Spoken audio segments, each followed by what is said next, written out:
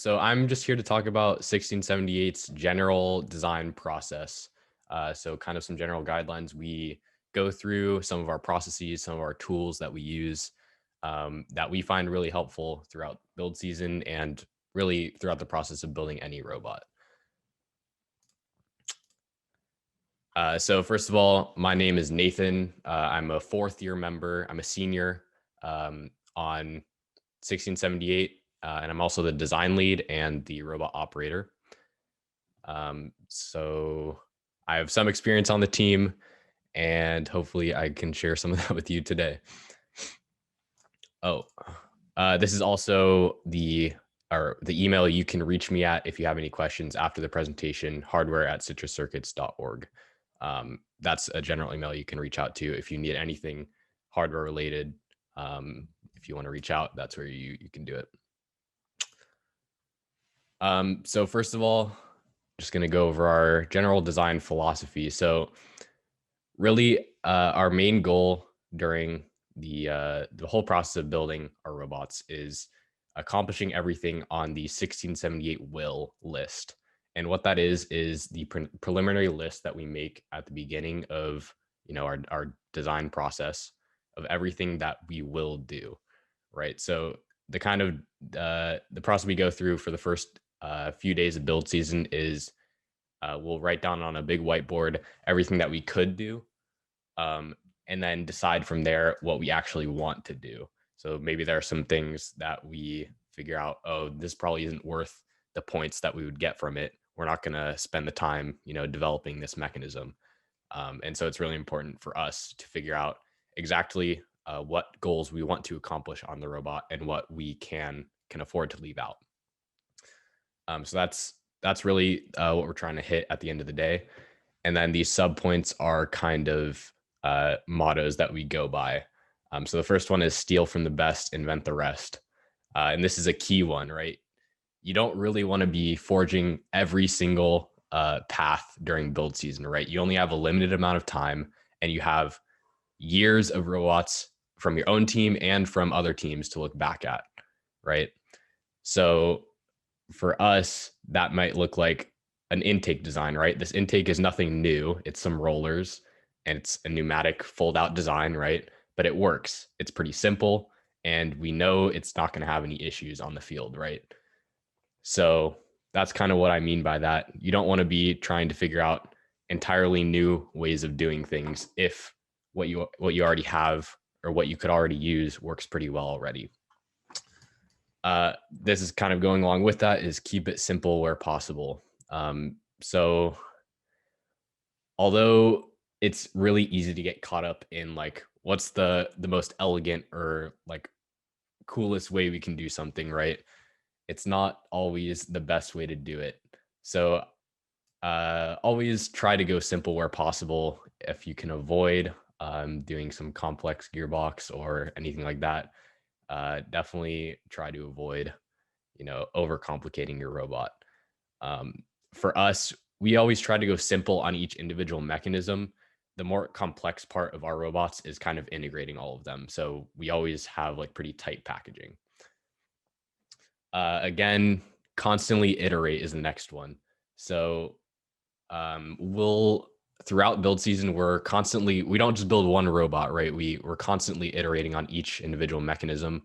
We actually build 3 robots. 2 of them are practice robots, and the third one is actually what we take to competition.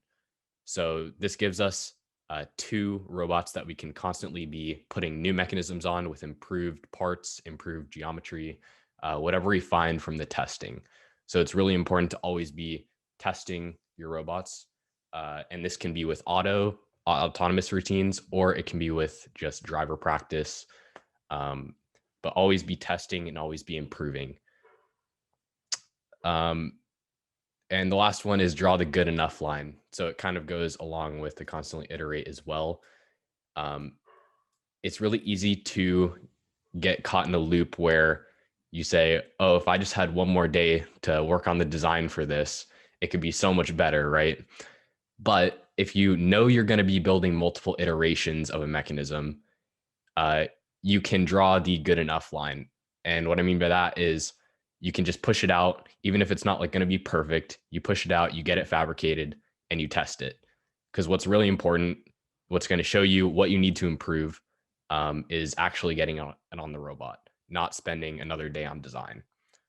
So after you actually test it and figure out what's going to be the major problems with the mechanism, you can then go back and design and fix all of those with much more with much more information after testing, right?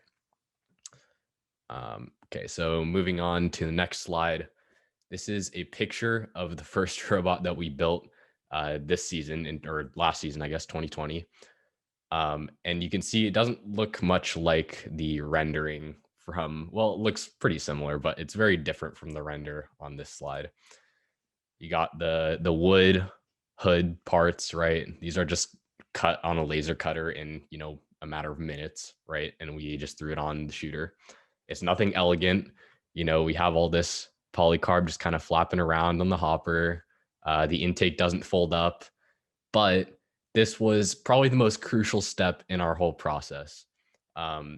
This robot is what we did the 10-ball autonomous with, which you may have saw the video for or seen the video for.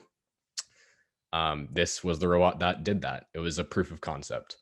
And so we were able to figure out so much with this robot, including the hopper. You can see there are these little pegs in the hopper.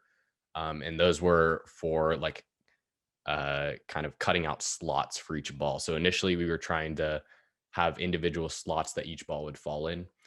And so by building this robot, we were able to test that idea out, and it worked all right. But we were actually able to kind of mess around with this, and we ended up taking out the slots entirely, and we just had a free spinning hopper, just completely open.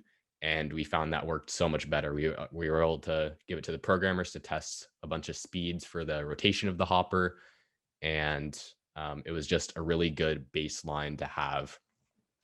And we were done with this robot by the end of week 4, or maybe probably earlier, I think.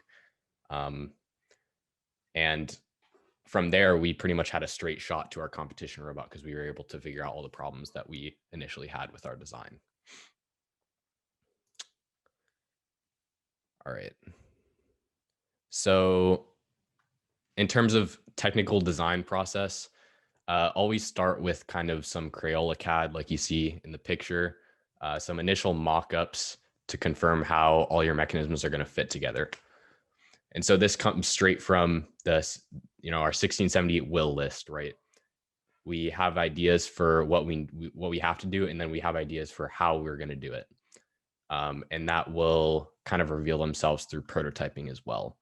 But after you kind of have an idea of what each mechanism is going to look like, the really important part is figuring out how everything is going to fit together.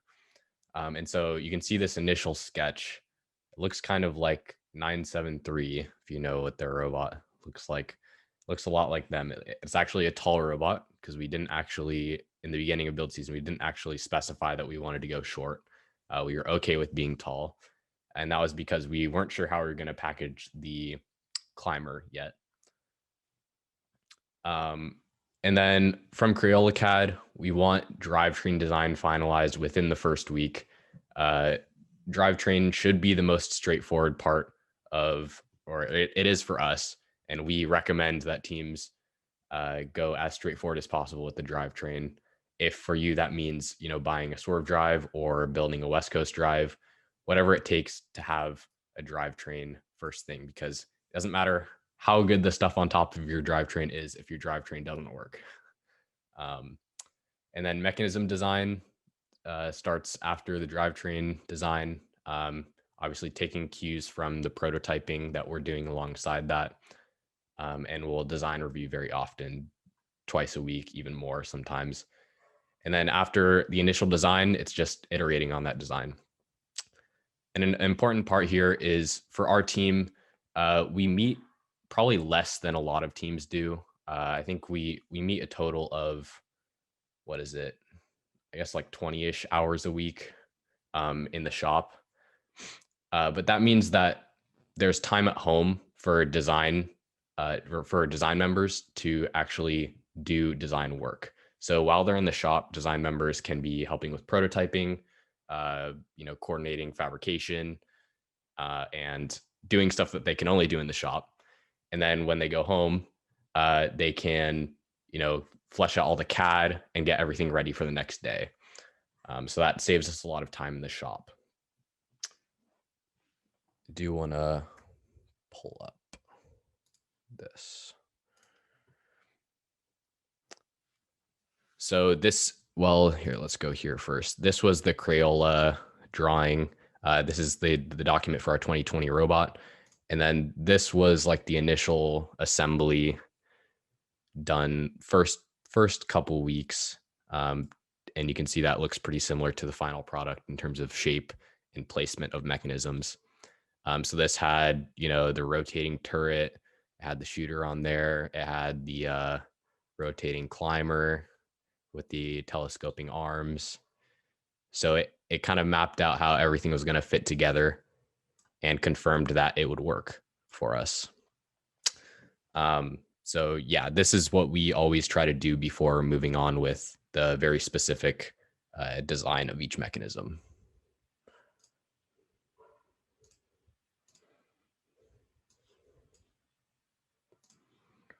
All right.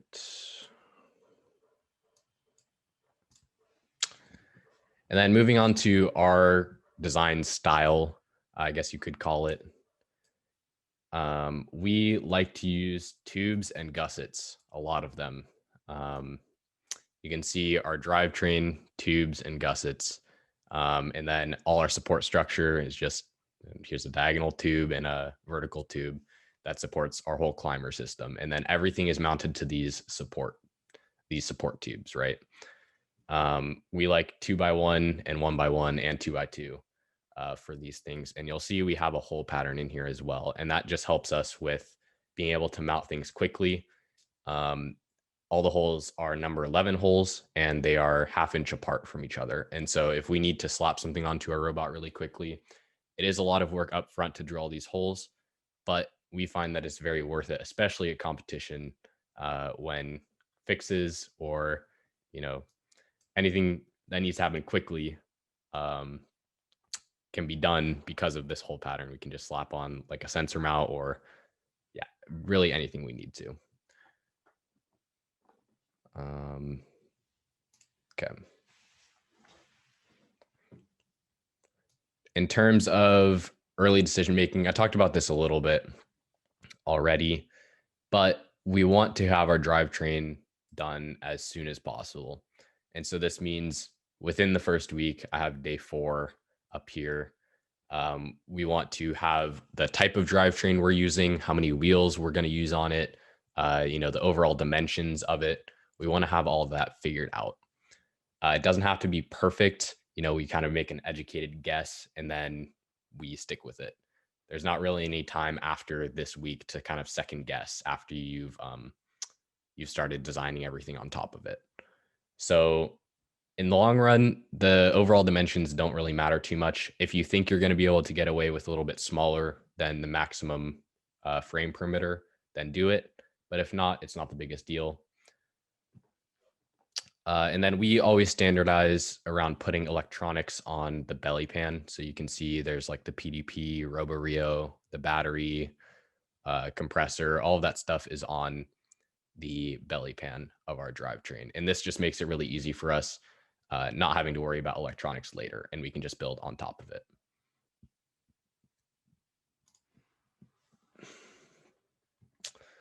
All right, so moving on to some of the tools that we use. The design tool is taken from a few places. We've kind of put it in our custom spreadsheet, which we've published on Chief Delphi a few months ago, if you want to go take a look at that. But it keeps track of all of the motor and pneumatic systems and calculates pretty much everything we need in our gearboxes in order to figure out the best ratios to use. And so let's open that up. So this is the design tool for our 2020 robot. Let's take a look through maybe the shooter hood gearbox or something. So you can see if you've used JVN's calculator, this is pretty much exactly that. You have your ratios here and your outputs here. And so you have variables up here. So you just insert all of your information for your mechanism. And then you play around with the gear ratios until you have something you like in terms of output speed. Oh yeah, something else that's pretty cool about this is in the pneumatic systems here, we've just inserted all of our pneumatics. This was taken from 40 or 1114, I'm pretty sure this came from. You insert your pneumatics, you insert an estimate of how many actuations you have per match, and it outputs a required volume for all of these actuations and a amount of air tanks that you will use throughout a match, which is pretty cool.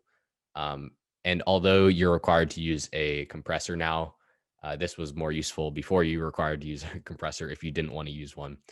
It is a nice sanity check just to kind of know how much in the ballpark of how much compressed air you will use during a match. That's pretty cool. The other pretty important tab here is the motor systems. So this is kind of where we'll start figuring out how to allocate all our motors. We're usually pushing the limits of how many motors we can use, right? But this also has spots for encoders and other sensors attached to each motor. And this is really helpful for the programmers because we can just plug all of this in at the beginning. They know the ratios that each motor is outputting, and they know each of the sensors that is attached to each motor. And yeah, it's just a good reference for them.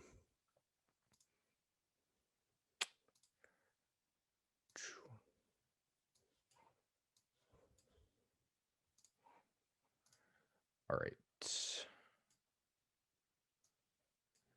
So design reviews, a lot of times happen over Slack or remotely. You can kind of see, well, our main mechanical mentor or technical mentor, Mike, has a say in a lot of the design reviews and all of our mentors. But you can see how we usually communicate changes. This year, Mike tried out a new technique using slideshows and like annotations, which you can kind of see in the picture. And it's just a really quick way to give feedback remotely. Because as I said, we do a lot of the design at home. So yeah, that's the general process. Like every time there's like a major change, the main designer on the mechanism will send it to Slack, and I can give feedback. Mike will give feedback. Anyone really can give feedback, and it's just a really easy way to iterate. Yeah, and this technique just makes it as clear as possible. Really, is the point. All right, so we on 1678 we fabricate all our parts. So that means tubes, shafts, and plates, and I guess anything else that we use, except for commercial off-the-shelf components, which we buy, like gears and pulleys and stuff like that, which we buy. But you can see most of our parts are machined on manual mills, manual lathes, CNC routers, laser cutter, and 3D printers.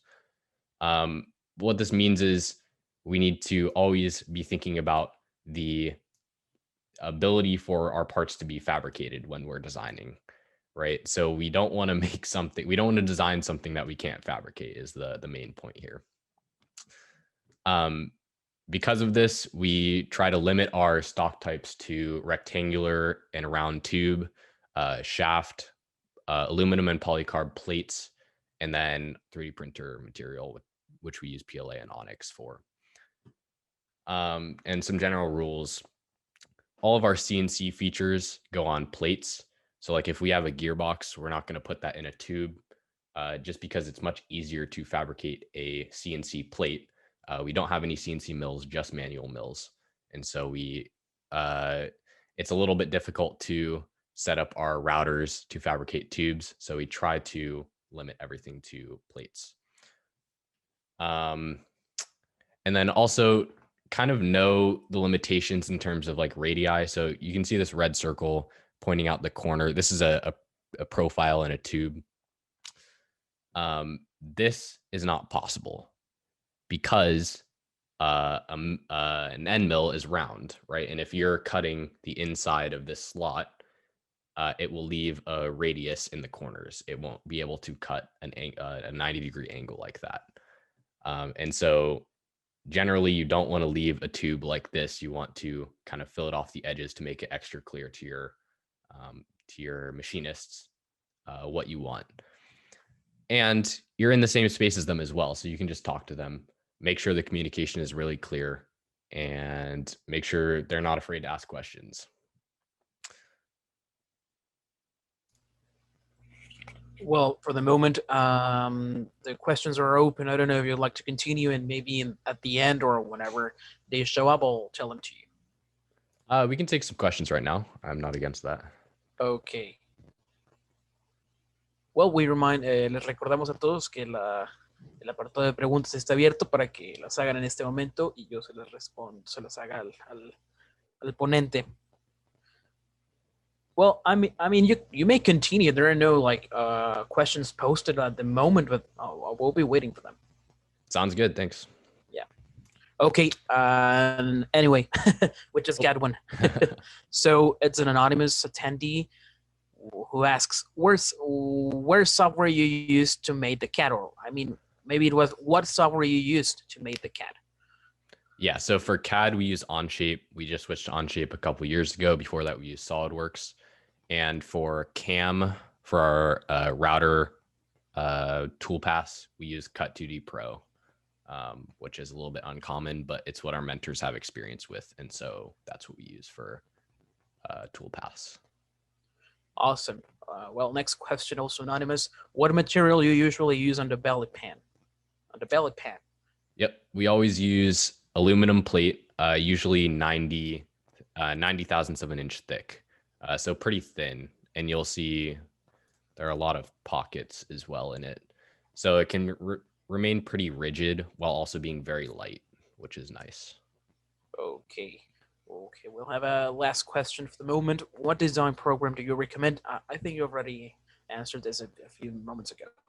Yeah, I think Onshape is a really good bet for pretty much everyone. The only situation where Onshape can get a little bit clunky is when you have really heavy files. It can be really slow to load sometimes, but that's not the biggest issue in the world, and we can work around that for its advantages. Okay, so we're getting more questions, but how about you keep on in your presentation? We'll get to them in the end. Sounds good. Yeah. All right, so I mentioned some part conventions like the 1/2 inch number 11 hole pattern that we use. So this provides clearance holes for 3/16 inch rivets and also 1032 bolts, which we standardize everything around pretty much. For shafts, you can see the dimensions of snap ring grooves. We use snap rings to constrain the end of pretty much every shaft on a robot. So that requires a 0.468 diameter groove that is 40 thousandths of an inch wide, plus an end cap that is 1/2 inch in diameter and 80 thousandths of an inch wide. And we also, especially for longer shafts, try to oversize them by 10 thousandths of an inch just to ensure that we can fit the snap ring on. That has caused us many problems. It did this year at least, having shafts be just barely too short to where we can't quite get a snap ring on them. So I would recommend doing that. And then for plates, we try, especially the thicker plates, we try to pocket them to save weight. Bearing and bushing holes will be undersized by 10 thousandths of an inch always, and that allows us to go in and use a reamer to cut them out to the exact size afterwards. So it's just removing just that little bit of last material so that we have a nice slip fit for the bearings and bushings that we are putting in the plates.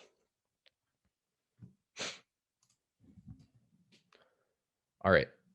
This is another spreadsheet tool that was posted in the same Chief Delphi post as the design tool. and it's what we use to track all our parts. So kind of how we organize design is we have like a key or a point designer, like a lead designer for each mechanism. And so it's this designer's job not just to CAD the robot or CAD their mechanism, but also to keep track of all the parts in their mechanism and make sure it gets assembled and put on the robot. And so this tool is really makes it a little bit easier for the designer to communicate with the fabrication team on what needs to be made, how many of the parts need to be made, etc. So in terms of part naming, we use 254's naming standards. So it's the team number, dash the year, dash P for part, A for assembly, and then dash the first two numbers are the assembly number, and then the last two numbers are the part number. And so if you have part 103, right? 100 is the drivetrain assembly, and number 3 is the part within the drivetrain assembly. So it's the third part in the drivetrain assembly.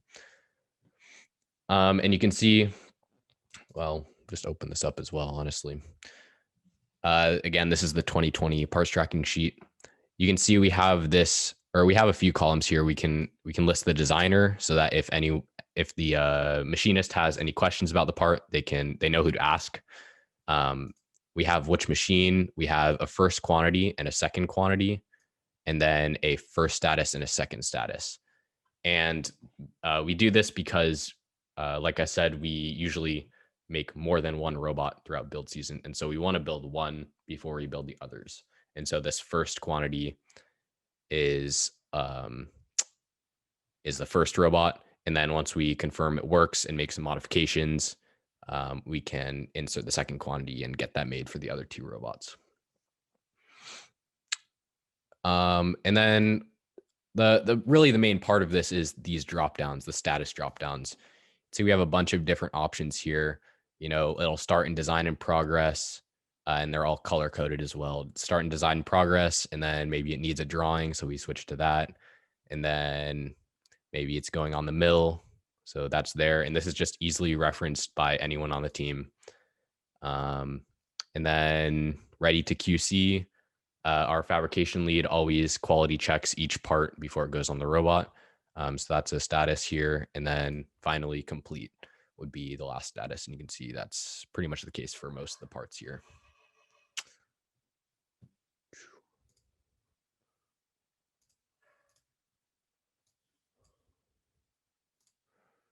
All right. Okay.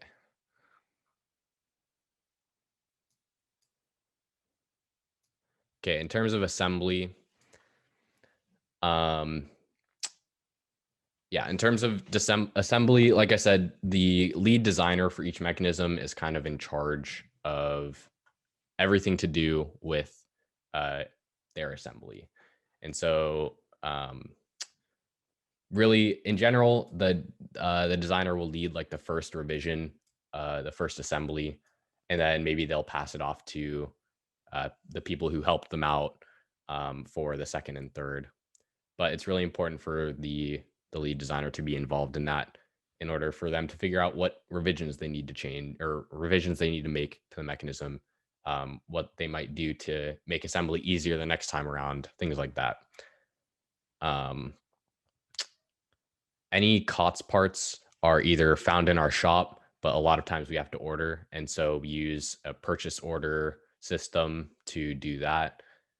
Pretty much we'll make purchase orders maybe every week, but every time we're missing a COTS component, we'll go to the purchase order sheet, fill in what website, how many, the cost, all of that. And then it gets signed off by our lead mentors and the business and media sub team.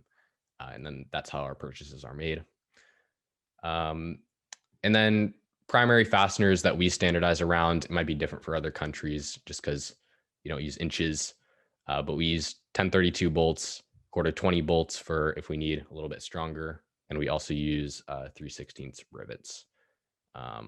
Pretty much every grip length of those, a lot of different types of rivets. Rivets are really our fastener of choice for most things, unless we want them to be somewhat modular and like removable. So that's the end of the presentation. If there are any questions, I can take them now.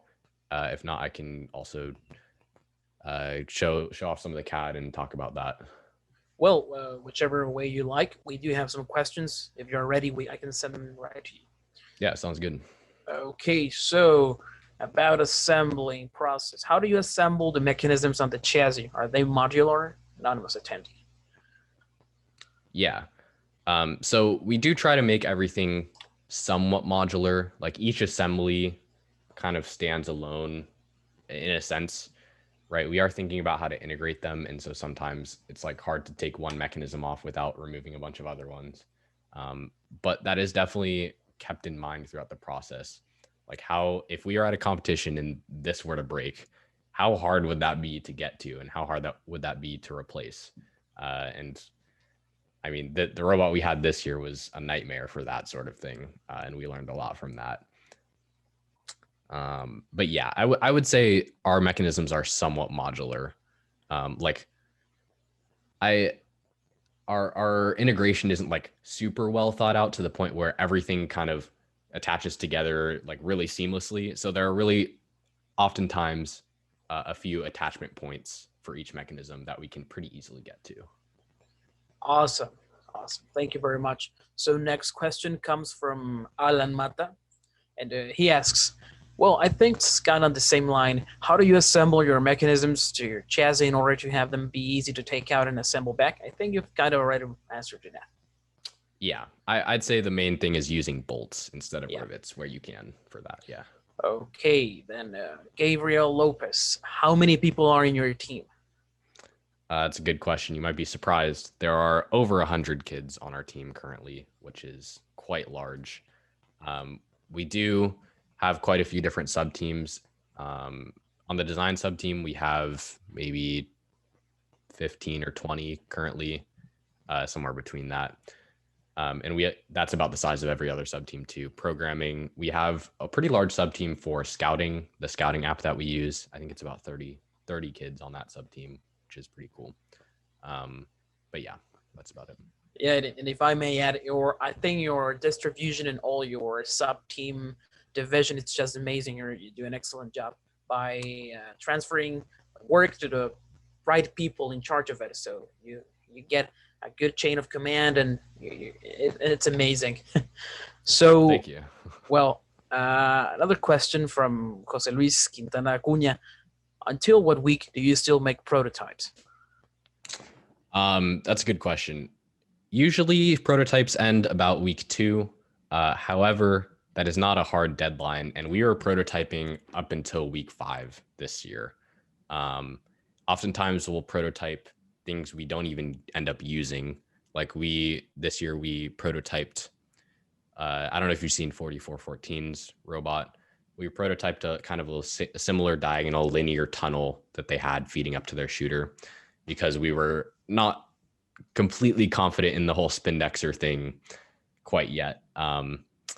Yeah, that was the main thing this year, is we were not quite confident in the Spindexer, and so we were still looking for other options up until our first competition, and we're honestly ready to build a new robot after the first competition if we needed to. So yeah. Awesome. So, well, we are out of questions for the moment, but we're getting a lot of private messages asking you if you could please show them a bunch of your CAD files again. Oh, of course. Yeah.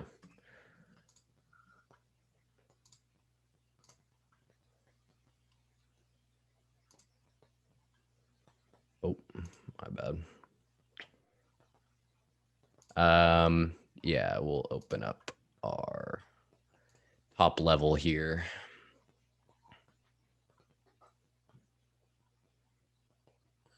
So just for you to know, so today a lot of rookie teams are joining us. So maybe for them it's kind of harsh to see all this CAD files and all this automation in the system you use. So maybe if you could give them a bit of the basic notions about CAD design, I mean, maybe a quick wrap up of all what you've just said, or maybe a bunch of tips for rookie teams or for all the teams that are listening to you about how to improve their skills in CAD design. Sure, definitely can do that. Open up the drivetrain as well. So I think how a lot of teams end up CADing, at least in Onshape, I'm pretty much going to be speaking in Onshape terms here, so I apologize if you use like SolidWorks or anything else. Well, it's pretty similar, honestly, but we have one document per assembly, not per robot, but per assembly. We tried doing a whole document for one robot last year and found it was pretty terrible for load times. And so we split everything up via documents now. And then in terms of like some basics, you have your assembly, but you have all these tabs down here with different part studios. We have the main structure, the bumper wood, the aluminum rails in one part studio. You got the belly pan, maybe some sensor mounts. Those ones you can kind of see we didn't end up using those. And then maybe we just have like a few extras, like some electrical covers. All of these come together and they're inserted into this big assembly, right? And we have this for each mechanism, this final product. And that each of the final products for each assembly is inserted into a 0-100 assembly. So you can see that the drivetrain was 100 and the top level is 0-100. And obviously the drivetrain is down here, and each of the assemblies from each of our other mechanisms is also inserted in here. And so this will, aside from being like a nice aesthetic, like complete product, right? This is probably the most crucial part of the design process. Is after you iterate a mechanism, you'll update it in the top level and you'll move it around, spin it around until you find something that it conflicts with. And so there were some issues earlier on in the season because you have this rotating shooter, right? Well, we'll see if it wants to move. It might not. Oh, there it goes. You have this rotating shooter, and gets pretty close to this spinning shaft in the intake here. And these are in two separate documents until they get here. So we wouldn't really, it would have been a little bit hard to figure out this conflict if we hadn't put everything into the top level and moved it around. Same with this webcam, although you can like insert dimensions into each document in order to kind of reference other mechanisms. It's a little bit hard to know for sure until you put it into the top level. And similarly, this whole thing, this is the climber mechanism, this is the intake mechanism. These are not made in the same document. And so I'm sure there were some conflicts here when we first put them in. But this is kind of the process, right? It's a little bit of guess and check, right? You do what you can in each document to make sure you're not conflicting in places will conflict. But then there's inevitably going to be things you overlook that you need to go back and fix once you get everything in this full context. So yeah. we're getting more questions right now, Nathan. So on regard of the whole Oneshape platform, they are asking if it's a freeware program, or do you have to pay any kind of fee for using it? It is free for all FRC teams. You have to apply for an educational subscription, and they'll give it to you. Awesome. Let me get it here answered. A question for, well, let's see, Animate. How many people participate in the machining of the parts of each assembly? Sorry, participate in fabrication and assembly? No, participate in the machining of the parts of each assembly. So our fabrication sub-team is similar size to our design sub-team, about 15 students. But all of our hardware members, so that includes design, fabrication, and electrical, are trained on the machines. And so maybe electrical is having a little bit of a slow day. They can go in and help out with the machining. So it ends up being, most students on these sub teams end up making at least one part throughout the build season, but it kind of rotates depending on where our important tasks are at the moment. Great. Well, now we got a couple questions about the shooter of the rubber that you just showed us. You're showing us. So Yep. the first one is: are you using 4 Falcons in the shooter? And then they're asking for a tip for doing a shooter. Yes, this shooter took a few iterations. Actually, you'll see. Let's take a look at the list here. Where's the first one? Okay, 800 here. I'm actually going to open this up. This is pretty interesting. You saw the picture of the robot that we built first, right? The one with the wooden panels and stuff. That was this shooter, which looks a little bit different from the final product. But it still had the rotating hood, you know, the limelight for vision, all of that. It still had like the key components, right? But we were seeing some accuracy issues. And you'll see here that we had these 2 wheels, the shooter wheels. These are, I think they're from West Coast Products. I think we ended up getting urethane rollers off of McMaster for the final product. But you can see there's no top roller. There's just these 4-inch shooter wheels.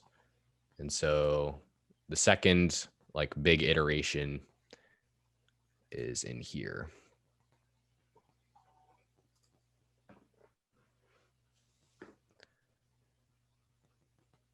And so you can see like the general shape is pretty similar. Let me show everything. General shape is pretty similar. We still have the same, 4-inch wheels, right? But now we also have this top roller. And through testing throughout build season and from seeing other robots, we were like, oh, this will increase our power. This will increase our accuracy. And so this is what I'm talking about. Like you see things that work through prototypes and you can apply them later on, even if you've already built one shooter. It's pretty worth your time to figure out all the kinks with it and improve it. So yeah, this was the second big iteration of the shooter. And as for the 4 Falcons, actually it's kind of hard to see here, isn't it?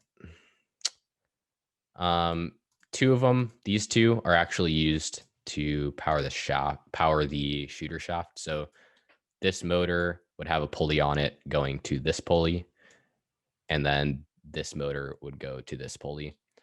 And then this motor down here goes into this gearbox, which leads up here and goes across via this shaft. And you can see it's turning these pulleys, which are turning these pulleys, which are attached to the hood. Very complex. I don't think this rotates. But point is, this motor was powering the hood. And then this motor down here went to this pulley, which powered these 2 wheels and this wheel. So not all 4 motors were used for the shooter wheels, but all of them. It was nice to have all of them mounted up here. Looked pretty tidy. Alrighty. So we'll just get through a couple more questions before we can get to the end of the presentation. So Jose Luis Quintana Cunha, can you export and import CAD files between Oneshape and SolidWorks? Yes, you can, but it won't retain pretty much however you export it in Oneshape. It won't be able to move. So if you have any moving features, like say you had this hood that was rotating in Oneshape, if you just export this as a step file, you wouldn't be able to move it in SolidWorks. It would just stay in the position that you exported it in. And I'm pretty sure that would be the same for if you exported from SolidWorks to Oneshape. The one reason we still export from Oneshape to SolidWorks is for renderings. So we still do renderings in SolidWorks because they have a good, pretty good feature for it. The one thing about that though is that you have to, well, you don't have to, I guess, but if you want it to look perfect, you have to set each material for each part after you export it or after you import it into SolidWorks. So course. something to keep in mind. Yeah.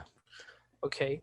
So, well, now Monica Rojas from Teams Jagger 60 8290. If you could count the number of mechanisms used in your prototypes, how many and which ones would be? How many and which ones would those be? Yeah, great question. So we usually split off into 5 or 6 maybe prototyping groups. And we do prototyping groups for figuring out unknown solutions, right? That's the purpose of prototyping. So for something like, go back to the main assembly, for something like this turret, right? For the main structure of the turret, right?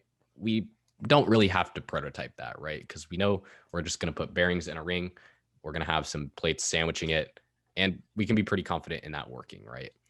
But for something that we have to fine tune, like a shooter, we want to be testing, different compressions. We want to be testing multiple top rollers or no top roller. We want to be testing a bunch of different things. And so for something like that, we definitely want to build a prototype to figure out the best possible combination. Same thing with like an intake, right? We have this idea of what it might look like, but we don't know how many rollers we want. We don't know the diameter of the rollers. There are a lot of unknown variables, right? That can be improved with a prototype. So those are the kind of things we look for. In terms of which mechanisms we actually ended up prototyping, I think it was the intake, the shooter. We prototyped the Wrangler, the buddy climb system. We prototyped the actual climber, and we prototyped the control panel mechanism. Those were the 5 we did this year. Okay. Okay, well, everybody, last 3 questions. We're going to the last 3 questions for today. So Nathan, Israel Lara asks, are your team's design files published in the web? So everything before 2020 is published. We have not published 2020 robot yet. You're getting a little bit of a sneak peek currently. We're not 100% certain whether we are going to publish yet. But if we do, it will be on Chief Delphi. Yeah. Okay. Well, next question, Anonymous. Are you using a motor or a servo for controlling the hood angle? Yeah. So we honestly, I don't remember a time when we ever used a servo on our robot. This Falcon is controlling the hood angle. So a motor. Okay. Well, next question. Francisco Becerra, Team 5705. Where did you buy those big bearings? We also tried to build a rotation in the turret, but we didn't find that kind of bearings here in Mexico. Yeah. So actually, let's open up the turret.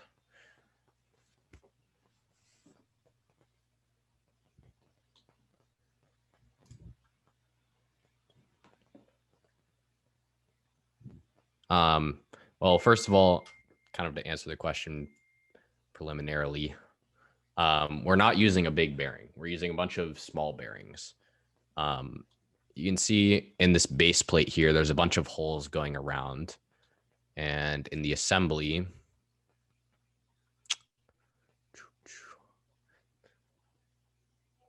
okay.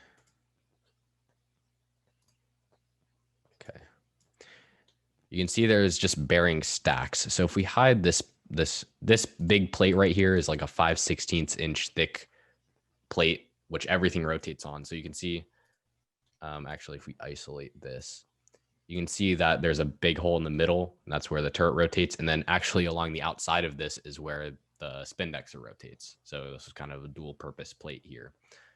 But if we go ahead and hide it, this 3D printed part is holding bearing stacks going all the way around.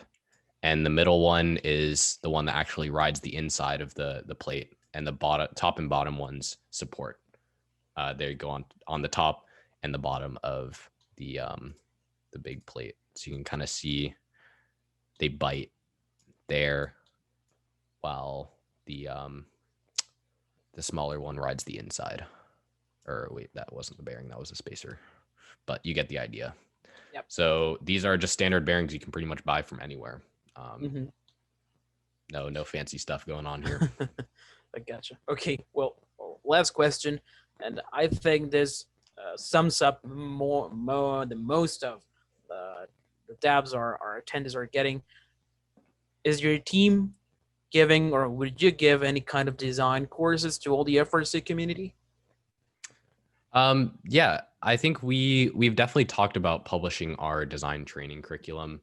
It's not anything finalized yet, but we do have a bunch of presentations that we give internally that at some point we would consider sharing with the community.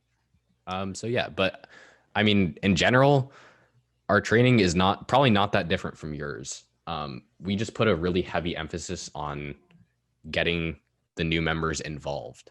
And so, especially when coronavirus, all of this hit, we had to move everything online, right? But for design, that's perfect, right? We just go online. Screen sharing works pretty well over Zoom, and you can do the annotations and stuff, and you can give presentations almost better for design training on Zoom, right? But also Onshape has a series of courses. If we go to the Learning Center here, that are really good for just getting kids kind of engaged. I would recommend